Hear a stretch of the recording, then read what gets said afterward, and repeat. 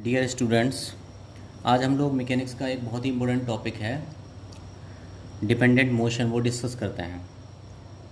तो सबसे पहले हम समझते हैं डिपेंडेंट मोशन है क्या। ओके, तो ये आप लोग डायग्राम देख रहे होंगे। इस डायग्राम के अंदर जो ऑब्जेक्ट ए है वो ऑब्जेक्ट बी से ऑब्जेक्ट ए और ऑब्जेक्ट बी दोनों ही एक कॉर्ड के थ्रू कनेक्टेड हैं।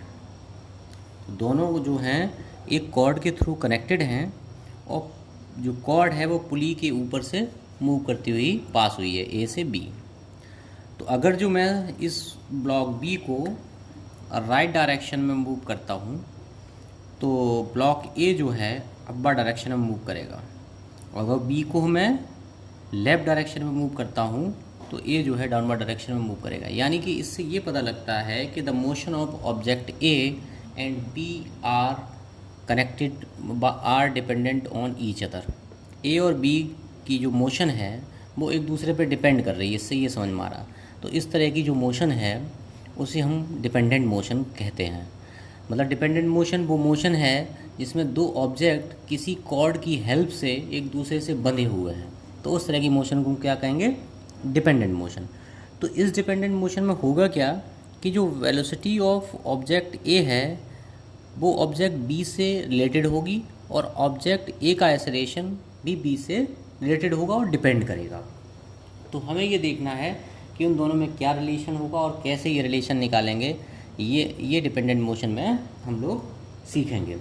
दूसरी चीज़ ये है, इस डिपेंडेंट मोशन का आगे न्यूमेरिकल्स में बहुत यूज है। जहाँ पे भी जिस भी न्यूमेरिकल के अंदर पुली और इस तरह का अरेंजमेंट होगा वहाँ डिपेंडेंट मोशन में इस मेथड की आवश्यकता होगी। तो आप लोग देख रहे होंगे ये एक कॉर्ड, ये सिंगल कॉर्ड का केस है। ये केस क्या है? Single cord. यहाँ पे एक कॉर्ड लगी हुई है, सिंगल कॉर्ड है, और दो पुली लगी हुई है 1 और 2। तो हम इसमें रिलेशन कैसे बनाएंगे ए और बी के बीच में? हम ये देखेंगे the total length of cord remain constant. जो टोटल लेंथ है कॉर्ड की वो कांस्टेंट रहेगी, और हमने मान लिया टोटल लेंथ एल है।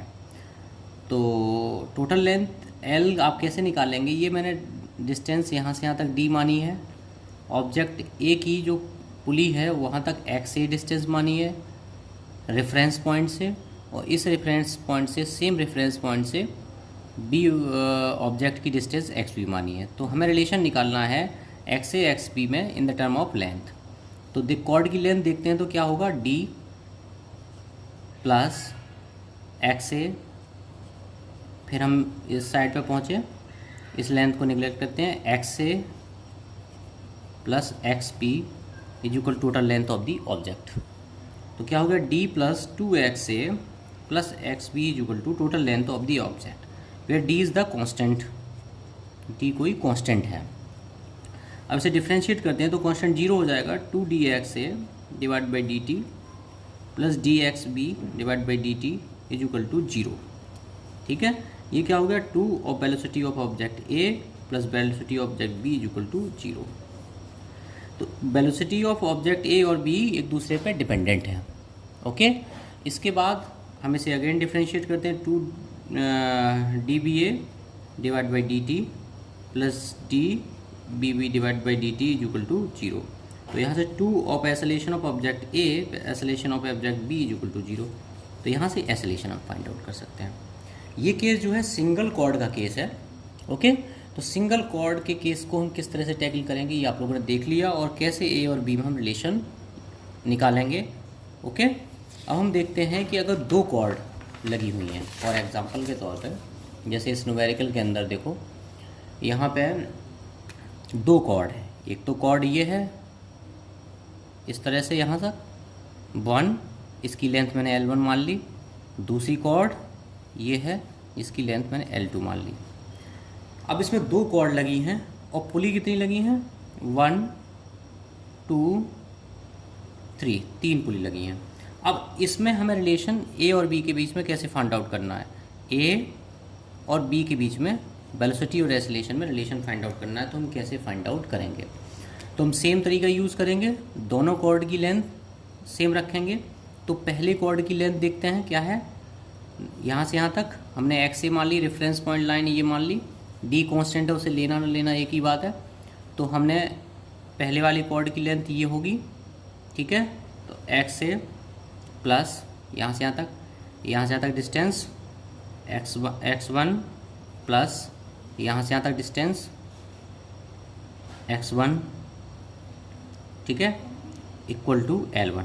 तो x से plus 2x1 is equal to क्या हो गया L1। अगर डिफ्रेंशिएट करें तो आ जाएगा VA plus 2B1 is equal to 0। Equation number 1 हो गई आपकी, ठीक है। अब हम दूसरी कॉर्ड के लिए लिखते हैं इक्वेशन इसी तरह से।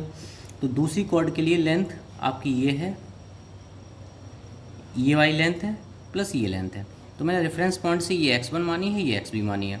तो ये लेंथ कितनी हो गई, ये वाली और लेंथ जो ये वाली में लेंथ कितनी हो गई, ये टोटल xp है, ये x1 है, तो ये हो गई xb माइनस x1 प्लस यहाँ से आता ये length plus xb is equal to 0। तो 2xb minus x1 is equal to 0। तो 2b minus b1 is equal to 0। Equation number second आ गई। इक्वेशन नंबर सेकंड से देखो b1 इज इक्वल टू क्या है, 2bb है। इस वैल्यू को उठा के आप यहाँ रखें तो ba plus 4bb is equal to 0। तो ऑब्जेक्ट a और ऑब्जेक्ट b की वेलोसिटी में रिलेशन आ गया। अब एसेलेशन का रिलेशन जस्ट एकदम सेम होगा वेलोसिटी के हिसाब से, pa plus a 4ab is equal to 0। तो ये एसेलेशन में भी रिलेशन होगा। तो इस तरह से हम डिपेंडेंट मोशन की प्रॉब्लम को सॉल्व करते हैं।